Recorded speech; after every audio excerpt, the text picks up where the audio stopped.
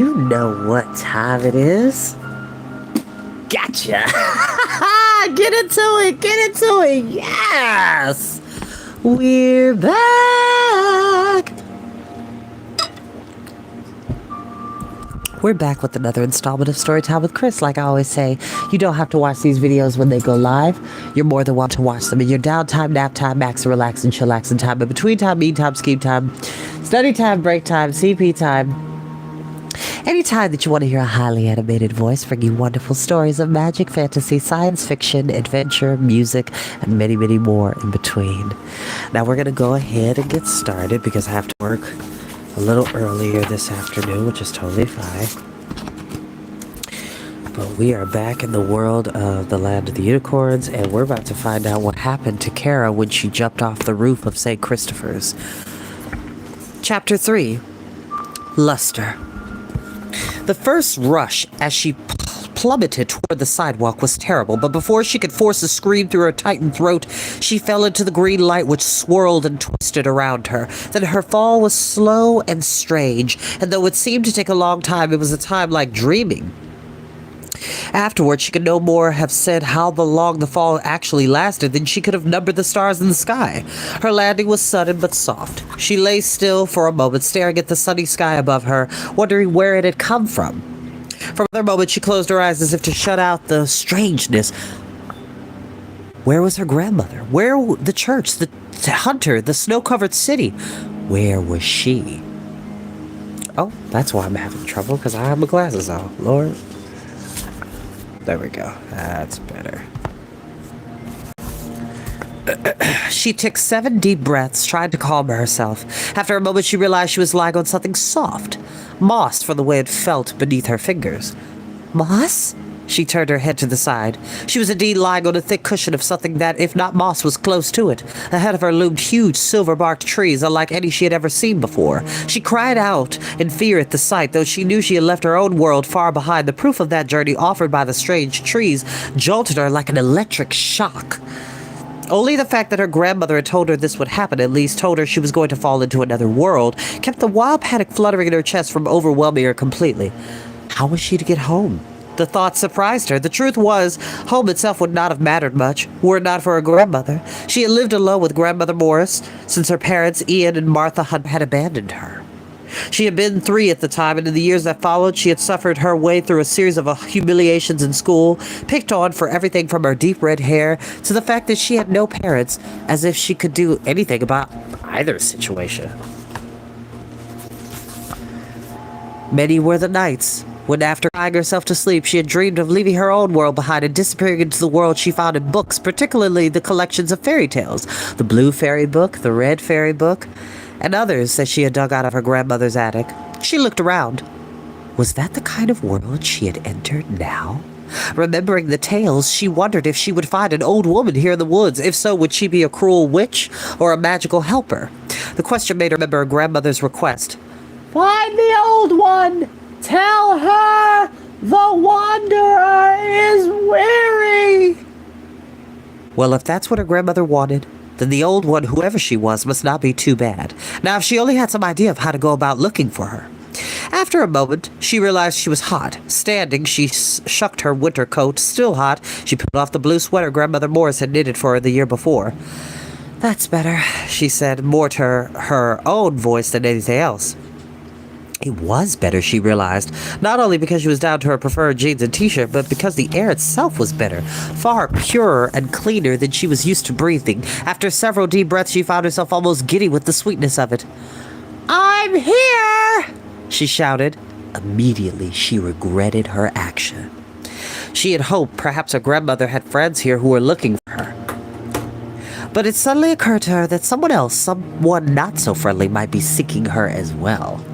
Which it's never a smart idea to yell into a forest because you never know what large animals may be disturbed by it. So yeah, don't make loud noises unless you know for a fact that you can see someone who's there to help you. So yeah, try not to do that.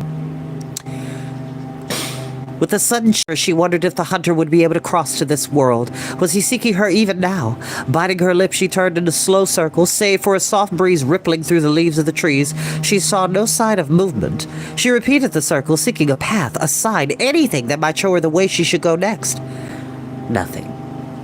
Fear began to rise in her again. Fear not simply of being lost, but of everything that had happened this night.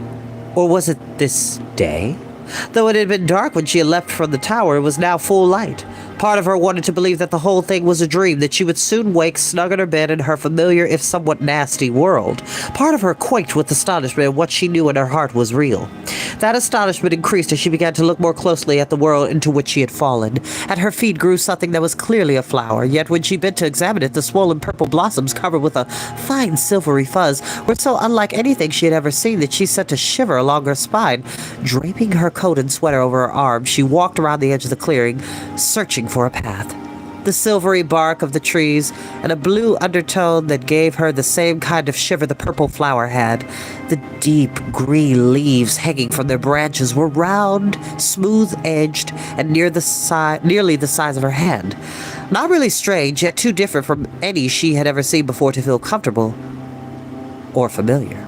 Kara ran her fingers over the smooth, peeling bark of a tree. To her surprise, a smell like cinnamon filled the air. She began to circle the clearing a second time, feeling a growing sense of panic. If she could not find a way to determine which direction to go, she would have to enter the forest aimlessly.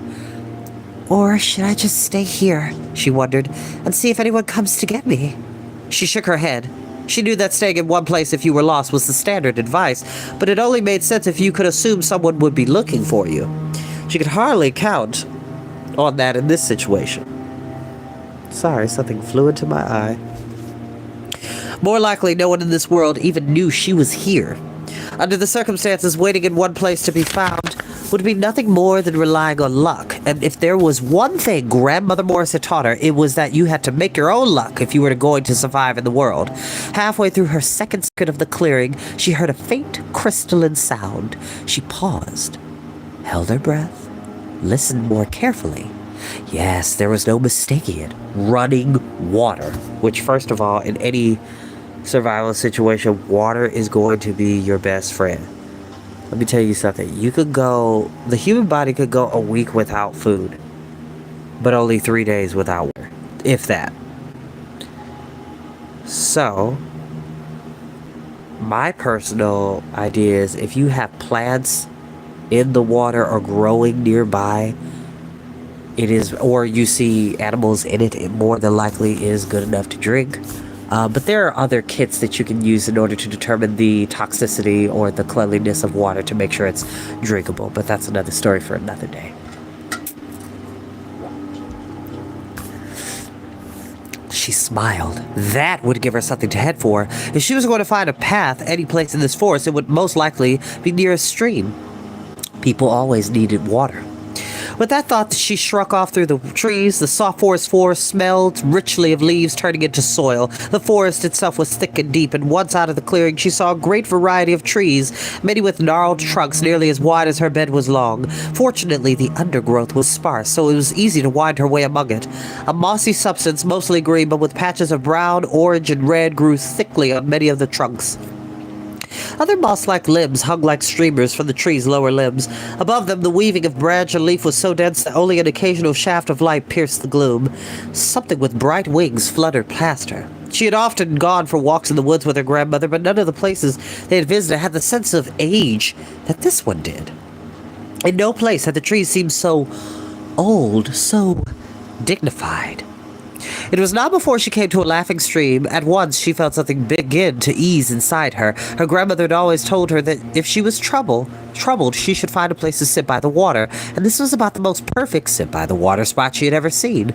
The stream, about 4 feet wide, was so clear she could see every leaf and pebble that lay beneath its surface.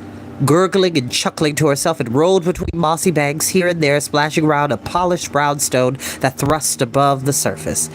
She sat down on the bank after a moment. She took off her boots and socks and dangled her feet in the water, which was cool, but not too cold for comfort. I wish Grandmother Morris was here. The thought threw her mind back to those last moments in St. Christopher's. What had happened after she jumped? Had help arrived? Was her grandmother all right? Or had the hunter managed to hurt her Even Kara clamped down on the thought, forcing it from her mind. Her grandmother had to be all right. Lifting the amulet over her head, she looked at it again. Had the white hair coiled inside really come from a unicorn's mane? Her mind reeled with the thought, and again the strangeness of all that had happened made her feel as if she were adrift on some strange sea with no shore in sight. Wiping away the single tear that rolled down her cheek, she looked at the amulet. "What is going on?" she asked, speaking as if it could answer. So intent was she on her fears that she didn't notice the slender figure that slipped from the shadows and began to slink toward her. She continued to stare at the amulet until a pale hand darted over her shoulder and tried to snatch it from her fingers. She spun in anger, then screamed at what she saw. Standing before her, clutching at the amulet, trying to tear it from her hand, was a man-like creature slightly more than 3 feet tall. He had an enormous head and eyes that were large even for that. A few strands of brownish hair scraggled over a scalp the color of a mushroom. His small nose turned up so sharply that it looked like little more than a pair of holes in the middle of the face. Ugh. The creature wore a dark green tunic belted at the center and brown boots that reached almost to his knobby knees. His lean arms rippled with muscle. "Scraxus!" he shrilled. He grabbed at the amulet again, this time managing to tangle his fingers in the chain. "Let go!" cried Kara desperately. The amulet was her only link to her own world. If the creature managed to steal it, she might never find her way back. For a moment, the two of them struggled over the amulet, the pale creature hissing and shrieking, Kara grim and silent. Finally, she yanked so hard that she managed to wrench the chain from the monster's grasp. The sudden release caused her to topple backward. Still clutching the amulet, she smashed against a sharp rock. Pain washed over her like a wave as she fell into the rushing stream. Shrieking with rage, the creature came splashing after her, dazed by pain. Kara was unable to fight back as he grabbed her back and began slowly forcing her head below the surface. The cold water kept her alert, even as blackness began to swim before her eyes. "Give him the amulet!" screamed a voice in her brain. "If you don't, you're going to die!" But some other part of her, aware that her grandmother had sent her here to keep the amulet from falling into the wrong hands, forced her to cling to the golden chain. The darkness grew deeper, more solid around her. Suddenly, the fire in her lungs drove her to a final burst of energy. Thrashing wildly, she tried to break free. Her efforts made no difference. The creature continued to hold her down. At last, there was no energy left, and she felt herself sinking into oblivion. The story keeps you on the edge of your toes, I keep telling you. And now, without further ado, I will end today's reading. I will see you all tomorrow afternoon. Have a lovely, wonderful day. Be blessed, be cool, be awesome. I'll see you next time. Bye-bye.